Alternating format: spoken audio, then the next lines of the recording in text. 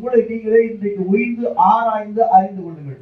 நம்ம தவறு செய்யறோமா, தவறான காரியங்களை செய்து கொண்டிருக்கிறோம். ஏன்னா பழைய ஏற்பாடு என்பது அது செஞ்சாதான் தப்பு, புதிய ஏற்பாடு என்பது அது சிந்திக்கினாலே தப்பு.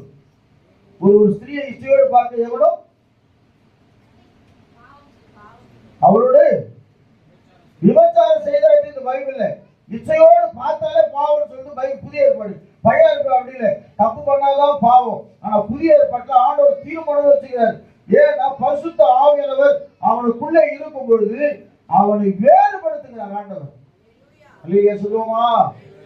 அதான் தாவீது சொல்ற, கர்த்தருடைய அபிஷேகத்தை பெற்ற மனுஷன் அவன் மேல கையை போட மாட்டான் பயப்படுறார்.